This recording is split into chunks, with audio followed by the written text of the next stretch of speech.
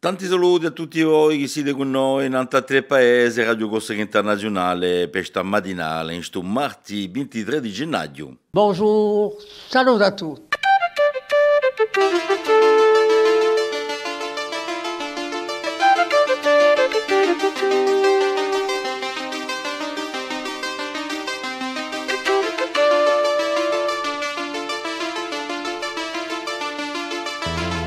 All'ascolto di Radio Corsica Internazionale, prima Radio Corsica. Siamo sempre qui.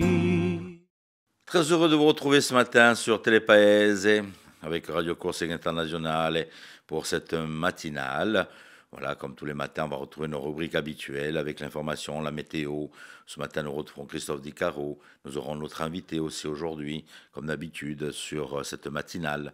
Puis je vous rappelle que cette matinale est diffusée en simultané sur Radio Corsica Internationale et sur Télépaese avec les replays des deux côtés de ces deux stations. Allez, nous allons débuter cette matinée en voyant quel est le prénom et le saint du jour. Nous fêtons aujourd'hui les Barnards. Anciennement, on fêtait aussi les Raymond, ce 23 janvier. Et dos Antogo, sosa Santo Giovanni. Voilà, donc pour les fêtes de ce jour, dans ce 23 janvier. Nous retrouvons Marie-Ange Girolami, vous savez, un giro di paese con Marie-Ange, et puis bien sûr, aujourd'hui, un village de plus. Salut a tutti, eccoci sempre a Girandula per si paesi di Corsica. Dunque, biramento chi se volete che non parliamo di vostro paese, mettiteci in commento di che paese siete e tanto posso trovare qualcosa. Oggi siamo in Balagna in un paese bellissimo che si chiama Aregno e di a poco presso a una decina di chilometri dall'isola, dunque è in Balagna. Sapete che gli aranci d'Aregno passano per essere i più dolci e i più inzuccherati di Corsica? Il 17 di gennaio si festa a Sant'Antone e tanto ci unge tutto il circondo a fare questa festa qui, è su cerimoniale. C'è una messa solenne, una processione, dove portata a statua di un santo, coperta di mazzoli di fior d'arancio e tutta questa processione passa per le strette di un paese, bella sicura. Di regola vengono regalati aranci veneti di quelli che non si fragegano mica. O allora se non si danno assai. E sono miracolosi. L'aranci miracolosi, l'aranci beneti, perché sono beneti, avrebbero, secondo la tradizione, fatto un miracolo. Tempi va, sentite che un giorno il gelo di un forno dove si era messo bronzo a strudie si è incrinato e minacciava di abbattersi. Ora, sto bronzo qui era destinato a rimettere in stato una campana. Allora, qui siamo appena, in Aregno erano appena stradiati perché la campana ha sto stato di radio di venerabile, da fare appena santo. E pensate voi dando a panica, Ma uno ha avuto l'idea di andare a cercare l'aranci beneti e di metterli all'entrata di Aoca di Uvorno. E sapete cosa? D'un colpo tutto si è assestato e la campana arriva da sua piazza in cima di un campanile. Allora che odia cerchiamo soluzione, mica soluzione, chiamiamo specialisti, piate l'aranci d'Aregno e mettiteli davanti alla vostra porta. Vedrete che tutto si arrangia. Enfin, io penso così. A domani! Allez, une petite idée de sortie pour cette semaine, pour ce mercredi 24 janvier. Le Caboulot poétique, une scène ouverte, ça se passe du côté du Minotaure et c'est dans la rue Favalelli. Vous savez où il y avait les studios de nos confrères d'RCFM, voilà, donc vous allez pouvoir donc y être pour il y a de tout, il y a de la poésie, il y a de la chanson, ça va être assez libre, donc c'est mercredi 24 janvier à partir de 19h30 pour le Caboulot poétique. Un petit clin d'œil sur votre horoscope de ce mardi avec Paxi.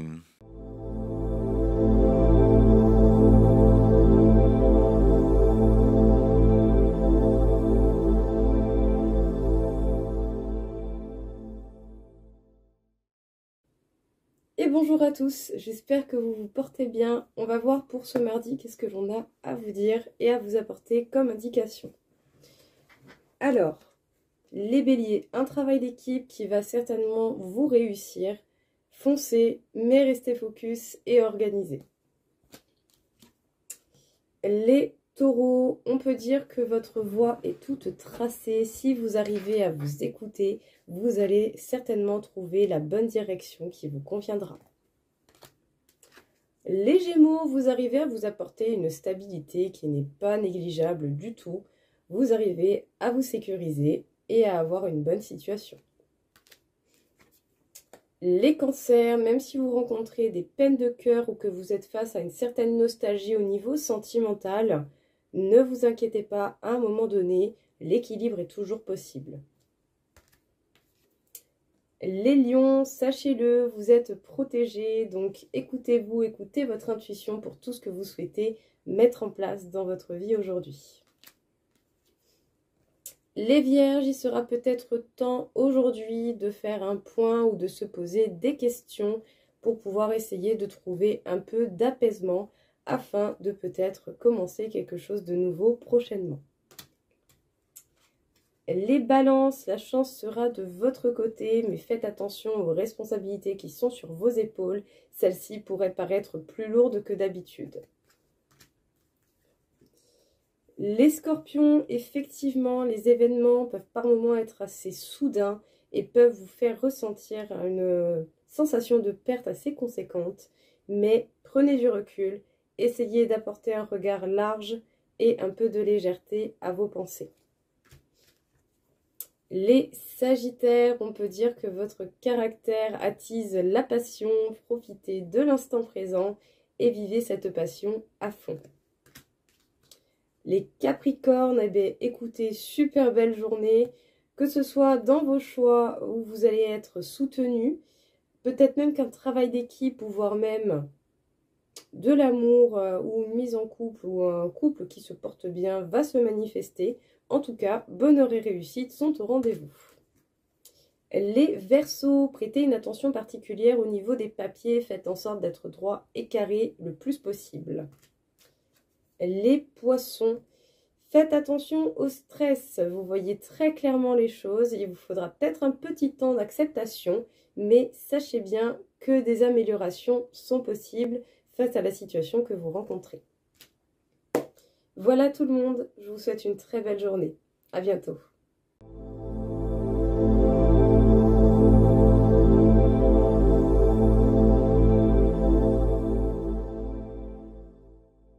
Merci Paxi, on la retrouve demain bien sûr pour la suite de l'horoscope de la semaine.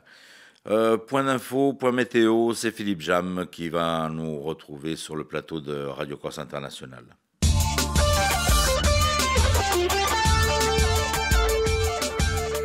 Bonjour à toutes, bonjour à tous, bonjour Auguste. Le soleil sera bien présent ce mardi, mais le vent aussi du mois en matinée avec des rafales dépassant les 55 km/h, un vent qui va faiblir dans l'après-midi. Les températures maximales en mi-journée se situeront entre 10 et 17 degrés du centre vers le bord de mer.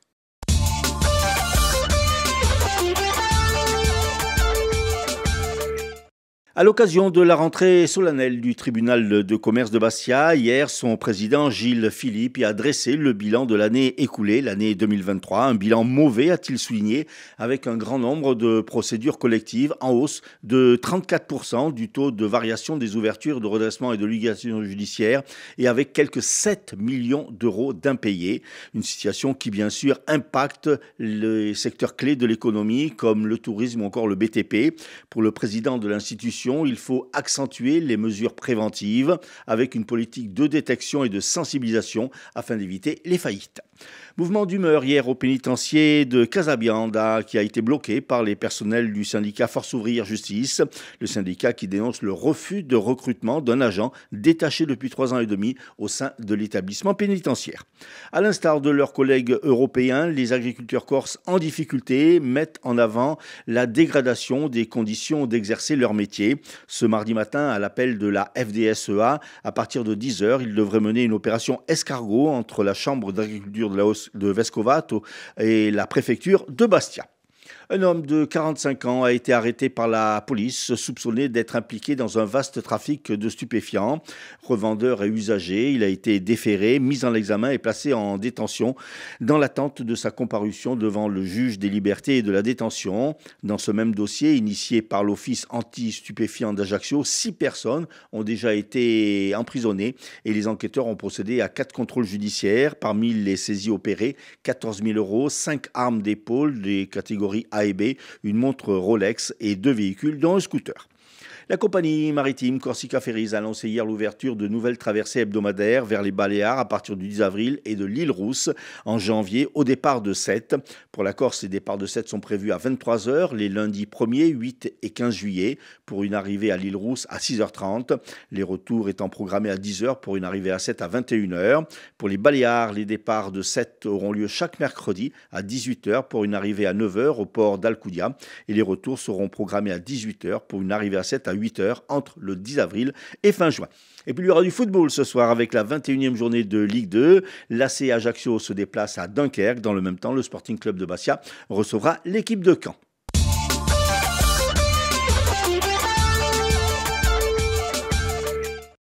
Merci Philippe, on se retrouve pour les titres en fin de matinale. Un petit clin d'œil sur les courses hippiques, c'est Rémi qui s'y colle. Les pronostics hippiques de Rémi sur Radio Corse International. Bonjour à tous, ce mardi, dans les bons coups du jour, nous serons sur l'hippodrome de Cagnes-sur-Mer pour le Quintet. Je vais y retenir le numéro 4, La Hausse, qui ne devrait pas sortir des 3 premiers. Passons à la réunion de Vincennes, où dans la 4e, le numéro 4, Keepsake, devrait lutter pour la victoire, tout comme dans la 6e, le numéro 9, King Kong Boy. Bon jeu à tous. Un petit rendez-vous du côté de la médiathèque Barberine d'Ouriane et centre culturel de l'Albor. C'est Didier Figaril qui vient présenter son premier ouvrage. Et puis Didier Figaril qu'on a reçu dernièrement sur Radio Corse International. Tiens, un petit extrait de l'interview de Didier. Alors un petit mot tout d'abord sur ce livre. C'est votre premier roman. Oui. Quel a été le déclic ? Alors à l'origine, je déteste écrire, comme tout bon instituteur. J'aime bien corriger, mais j'aime pas trop écrire. Et j'ai eu un coup de blues, on m'a conseillé de consulter. Et là, une dame extrêmement bienveillante m'a dit que je devais écrire. Bon. Et à ma grande stupéfaction, parce que vraiment, j'aimais pas ça. Hein.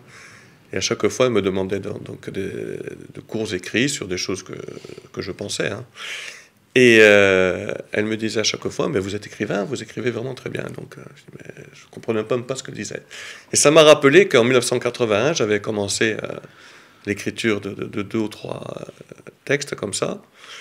Et je m'y suis remis. Mais on était en plein 2e confinement, donc on ne pouvait pas trop sortir. Moi, mon métier, c'est d'aller dans les écoles. Mmh. Et dans les écoles, tout le monde était masqué. Je devais faire chanter les enfants avec des masques, c'était pas terrible. Donc j'étais au bureau, entre midi et 2 notamment, et j'ai commencé à écrire. Et là, une de mes amies est passée, m'a demandé ce que je faisais. Je dis, j'écris. Elle a voulu lire, et à ma grande stupéfaction, elle a voulu connaître une suite qui n'existait pas. Et donc, à sa demande, d'ailleurs, elle m'avait envoyé un petit papier me disant, dès que ce sera un livre, je veux le premier exemplaire. Et c'était pas du tout un livre, même pas en projet, quoi. J'ai continué d'écrire, et par la force des choses, c'est devenu un peu plus construit, et donc voilà, il en est sorti un livre. Alors, c'est l'histoire d'un adolescent. Cet adolescent, c'est vous, en fait. Ah oui, tout à fait. Alors, pas caché. Hein. C'est l'histoire de votre enfance. Alors, je voulais écrire cette période, vous savez, où on sort de l'enfance pour devenir presque un adulte. Mm-hmm. On ne l'est pas encore. On a en même temps des espérances, et puis on sent que ce monde qui se profile va être intéressant. Peut-être qu'on n'aura plus les contraintes de l'enfance, les parents, etc. Et puis d'un coup, on a en même temps un peu peur, parce qu'on va devenir peut-être indépendant, et ça fait un peu peur l'indépendance.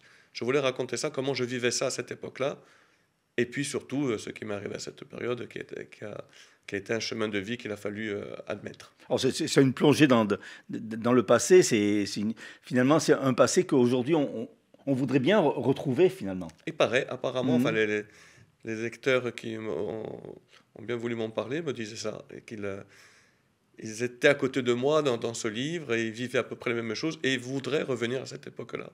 Voilà, donc rendez-vous pour les rencontres avec Didier Figaril à l'Albor, c'est ce mardi, donc aujourd'hui, à partir de 18h. On va parler encore littérature, mais cette fois-ci avec Christophe Di Caro et sa séquence philo. La chronique philosophique de Christophe Di Caro. Yel, yel, yel. Ce néologisme pronominal est aujourd'hui, ou du moins semble avoir été, au cœur même d'intenses discussions relatives à l'identité de genre. Si cela peut parfois prêter à sourire lorsque l'on est, selon l'expression consacrée, bien dans ses baskets, il n'en demeure pas moins qu'il peut s'agir d'une question beaucoup plus profonde qu'il n'y paraît, qui a nourri bon nombre de réflexions philosophiques, et ce, depuis toujours semble-t-il. Preuve en est le fameux mythe d'androgyne, à travers lequel Platon développe sa théorie de l'âme sœur, qui peut rejoindre le fait que, intra-utérin, le fœtus reste pendant de longues semaines asexué, comme si, à l'image d'androgyne, homme et femme occupaient un temps le même corps, sauf que, dans le cas d'androgyne, les deux entités à la même âme ont été séparées, tandis que dans le cas de fœtus, c'est un genre particulier qui va dominer et physiologiquement s'affirmer. Alors, me diriez-vous, dans le cas précis du fœtus intra-utérin, une fois sa nature féminine ou masculine affirmée, cela suffirait-il à affirmer son identité de genre? Pis encore, cela suffit-il à lui conférer une plénitude intérieure qui fera que jamais, si entier de lui-même qu'il sera, il ne se posera de questions? On commence alors à entrevoir le fin fil de lumière qui dévoile la difficulté que l'on peut rencontrer lorsqu'il s'agit de déterminer un caractère masculin ou féminin affirmé avec force et vigueur. Nous serions des individus fragmentés, nous dirait la psychanalyse, et toute la difficulté résiderait dans le fait de cheminer avec une unité intérieure juste et parfaite. Qu'est-ce qui fait de moi un homme? Qu'est-ce qui fait de moi une femme, et en suis-je digne? Restent des questions fondamentales. Si selon Simone de Beauvoir, dans son ouvrage Le deuxième sexe, on ne naît pas femme, on le devient, c'est-à-dire qu'une multitude de références culturelles coercitives pourraient venir nous façonner pour nous conférer une identité de genre. Pour le psychanalyste et psychiatre Didier Lorue, dans son ouvrage « Père-fille, une histoire de regard » paru aux éditions Albin Michel, c'est du devenir féminin, ou plutôt du devenir femme dont il s'agit. Et quel ouvrage éclairant lorsque l'on sait les difficultés que Freud lui-même a pu rencontrer lorsqu'il a cherché à définir, ou du moins à évoquer, l'être féminin. Didier Lorue, lui, s'intéresse au devenir femme à travers le regard du père dans son ouvrage où il va mêler propositions théoriques relatives à sa qualité de psychiatre et expériences concrètes d'analyse psychanalytique qui peuvent parfois nous entraîner sur la voie glissante et extrêmement gênante de ce que lui va nommer le regard non pas incestueux, mais incestuel.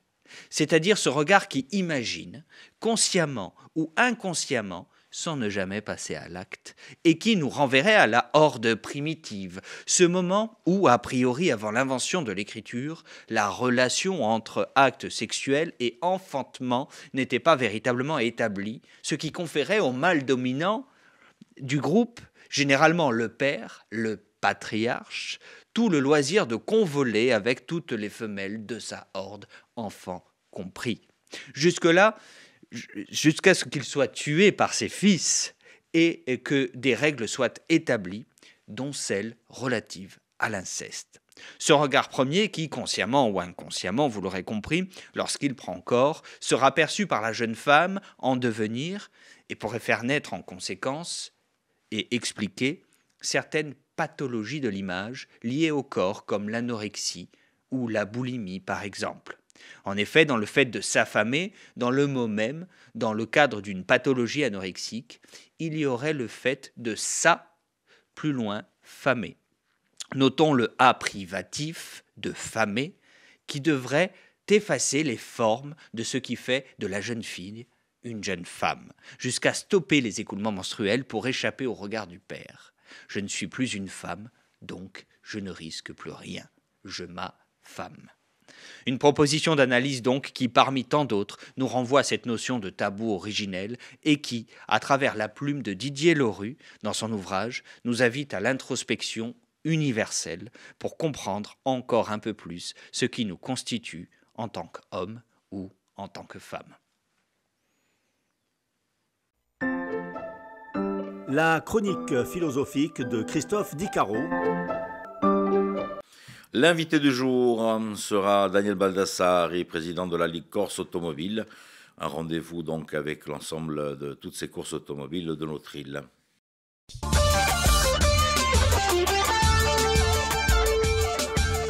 Daniel Baldassari, bonjour. Quel bilan vous tirez de cette année 2023 ? Bonjour. Le bilan, c'est un bilan positif. Bon, on a eu des petites 2-3 épreuves. On a eu une baisse d'engagement, mais dans l'ensemble, le championnat s'est bien déroulé. En licence, on a pratiquement une licence stable, puisqu'on a pratiquement 1400 licenciés, en sachant que les licences, chez nous, il faut avoir 18 ans. Donc, c'est pas comme dans le foot, les benjamins. Donc, si on pouvait avoir des licences à 10 ans, on aurait pratiquement plus de 3000 licenciés, pratiquement. On peut dire que le sport auto se porte bien ? Le sport automobile se porte très bien puisqu'on a des épreuves phares. Notamment, il y a le Tour de Corse historique, international pratiquement, avec pratiquement dans les 400 licences au départ. Donc c'est énorme. C'est l'épreuve aujourd'hui en Europe et même internationale, c'est le phare. Après, on a une épreuve du championnat de France sur terre depuis l'année dernière, qui s'est très bien déroulée avec un gros plateau. Après, nous avons la ronde de la Giraille, la fameuse ronde de Giraille, qui est l'épreuve la plus ancienne de Corse, qui est au championnat de France 2e division. Et on a le rallye de Balagne, qui est en national, mais avec coefficient 4. Donc on a vraiment des épreuves phares. Et les autres épreuves, bien sûr, où pratiquement on a des épreuves, du point de vue tracé, qui sont magnifiques. Est-ce qu'on note la relève des jeunes ? Il y a quelques jeunes, oui, il y a quelques jeunes, mais c'est très compliqué. Aujourd'hui, l'économie est très dure et ça fait que c'est dur de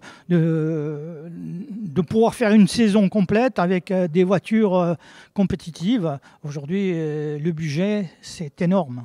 Alors forcément, il y a un coût, donc forcément, les coureurs doivent faire des choix. Mais ils font les choix, malheureusement, ils choisissent leurs épreuves. Je vois sur le championnat cette année, pratiquement, il y a à part une dizaine de pilotes qui ont fait 4 épreuves. Sur les 9, tous les autres ont fait 2 épreuves. Vous voyez, c'est vraiment assez compliqué pour pouvoir faire une saison. Est-ce que les rallyes corse attirent les continentaux ? Est-ce qu'il y a des épreuves phares ? L'épreuve phare, c'est la Balagne. La Balagne, pratiquement, on a un gros plateau continentaux. Et la ronde de la Giraille, les deux épreuves. La Giraille, il y a à peu près une quarantaine de continentaux. Et la Balagne, cette année, on a flirté avec les 60 équipages du continent, ce qui est énorme. Comment se présente la saison 2024 ? Là, on a eu un comité de direction ce matin. Apparemment, on a remodifié un peu le calendrier parce qu'au mois de mai, on était un peu chargé. Donc, on a décalé une épreuve. On l'a fait passer au mois d'octobre, au début octobre. Le calendrier est maintenant un peu stable. Je pense que l'épreuve commence le 2 ou je ne me rappelle plus la date. La première semaine de février, c'est Costa Serena qui se passe dans à Prunel, Isonach, et c'est une super épreuve qui passe cette année en national. Donc c'est eux qui vont ouvrir le calendrier. On note aussi la montée des rallyes dits historiques. Oui, là on a une grosse... Aujourd'hui, par rapport au continent, on a beaucoup d'équipes en historique, puisqu'on a quand même le rallye Martinetti, qui nous a fait l'année dernière plus de 100 voitures engagées, avec des super plateaux. Après, on a toutes les doublures, parce que toutes les rallyes en Corse, les 9, ont une doublure en VH. Et pratiquement dans tous les rallyes, il y a pratiquement entre 20 et 25 en VHC et une vingtaine en VHRS. Donc ça fait pratiquement des plateaux de 50 voitures sur chaque épreuve. Enfin, il faut souligner le travail de vos bénévoles. Ah, ça demande beaucoup de bénévoles. Aujourd'hui, les AS organisatrices, déjà les dirigeants, il faut qu'ils travaillent pratiquement pour organiser une épreuve. Il faut pratiquement 3 mois pleins pour organiser un rallye, parce que la sécurité en préfecture, ça devient de plus en plus dur. Ils sont très très très durs dans les dossiers, donc tous les dossiers qui sont maltraités sont refoulés. Donc aujourd'hui, et après il faut beaucoup dans chaque épreuve, beaucoup de bénévoles. Ne fût-ce par exemple la Giraille, il faut pratiquement 180 bénévoles, des commissaires.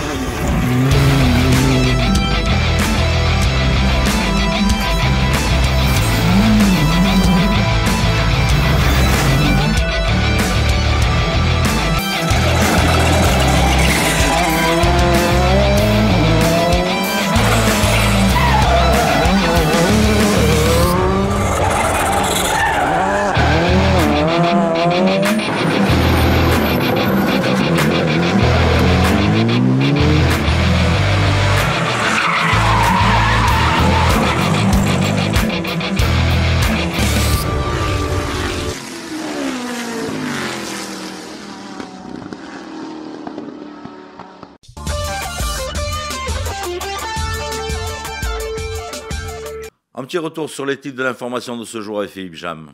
7 millions d'impayés en Haute-Corse en 2023, c'est le chiffre annoncé hier lors de la rentrée solennelle du tribunal de commerce de Bastia.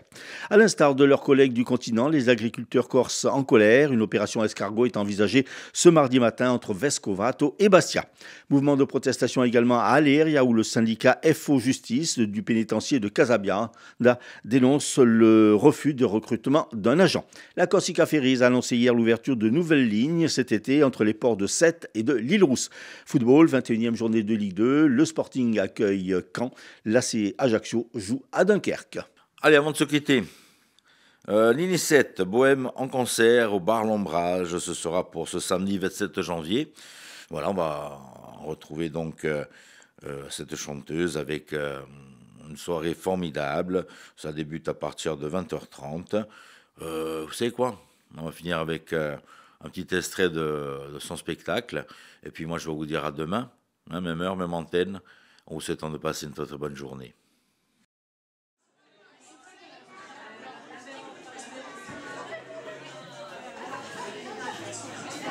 Se regarde en passant devant un miroir, remonte le folon et se met à chanter une de ses chansons languissantes et sauvages où elle est inimitable. Nous savons qu'en ce moment, Joséphine tourne à Joinville, Zouz, la direction de Marc Très smart, de la maison Violette, Harmonie Rose Église, la veste, en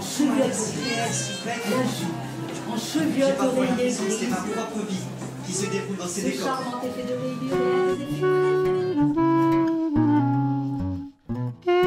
rayures.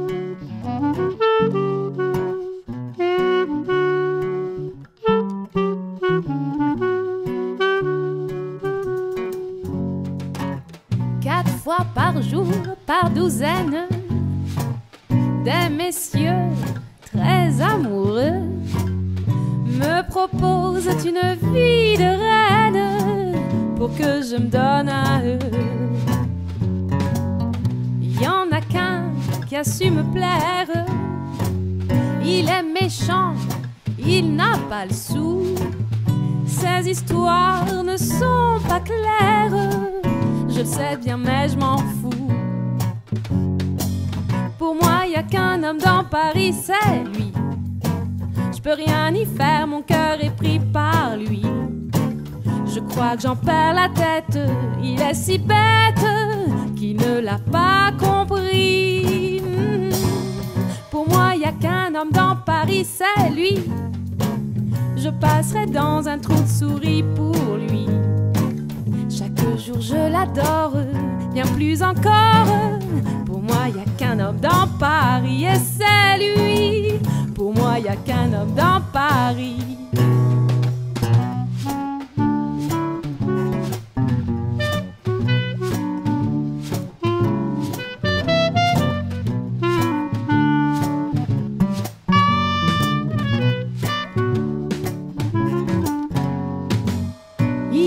Après toutes les filles, elles sont toutes à sa merci. Son regard les déshabille, ses mains parfois aussi. Je ne fais rien pour qu'il m'aime, aux autres il donne le bonheur, mais il est à moi quand même, puisqu'il est dans mon cœur.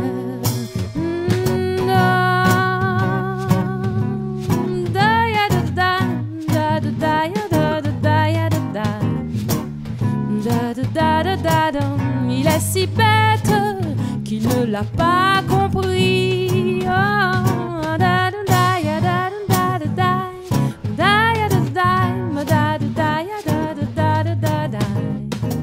Chaque jour je l'adore, bien plus encore.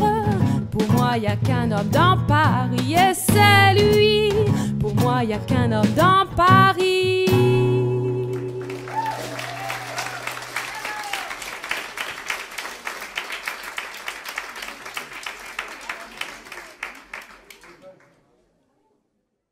Bonjour, salut à tous.